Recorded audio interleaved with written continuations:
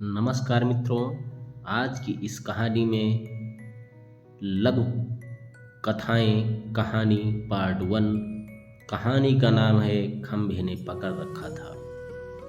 एक समय शराब का एक व्यसनी एक संत के पास गया और विनम्र स्वर में बोला, गुरुदेव, मैं इस शराब के व्यसन से बहुत ही दुखी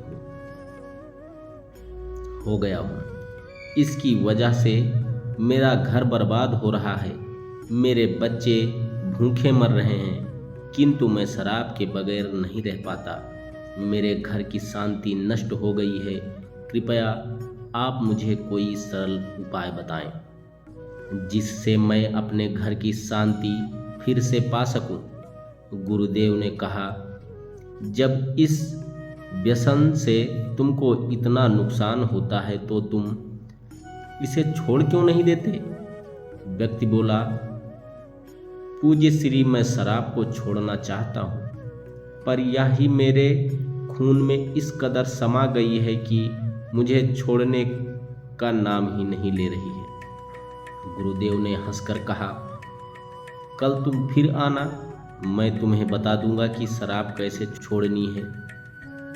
दूसरे दिन निश्चित समय पर वह व्यक्ति महात्मा के पास गया। उसने देखा महात्मा झट से खड़े हुए और एक खंभे को कस कर पकड़ लिया। जब उस व्यक्ति ने महात्मा को इस दशा में देखा तो कुछ समय तो वह मौन खड़ा रहा, पर जब काफी देर बाद भी महात्मा जी ने खंभे को नहीं छोड़ा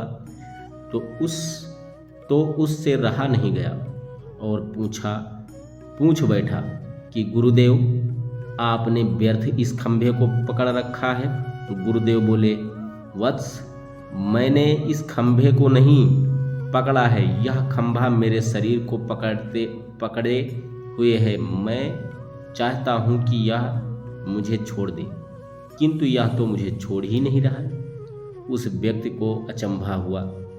वह बोला, गुरुदेव, मैं शराब जरूर पीता हूँ, मगर मूर्ख नहीं हूँ।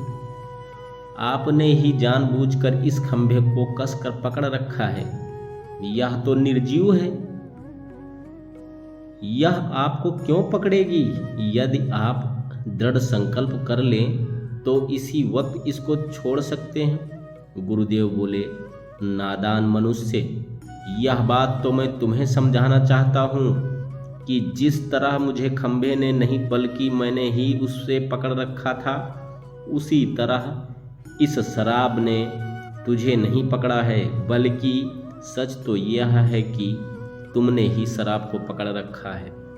तुम कह रहे थे कि यह शराब मुझे नहीं छोड़ रही है, जबकि सत्य यह है कि तुम अपने मन में यह दृढ़ निश्चय कर लो कि मुझे इस व्यसन का त्याग अभी कर देना है, तो इसी वक्त तुम्हारी शराब पीने की आदत छूट जाएगी।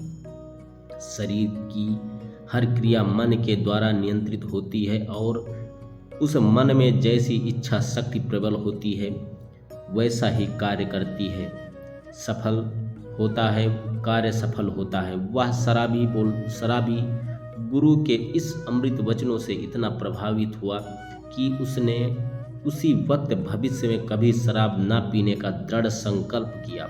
उसके घर में खुशियां लौट आई और वह शांति से जीवन यापन करने लगा। इस तरह हमें शिक्षा मिलती है कि जीवन में कोई भी व्यसन ऐसा नहीं है जिसे एक बार ग्रहण किया जाने के बाद छोड़ा ना जा सके। अगर मनुष्य चाहे तो बड़ी से बड़ी बुराई का त्याग कर सकता है। तो मित्रों, आशा करता हूँ कि ये कहानी आपको समझ में आई होगी। मिलते हैं ऐसी मज़ेदार कहानियों के साथ। तब तक के लिए जय हिंद, वंदे मातरम।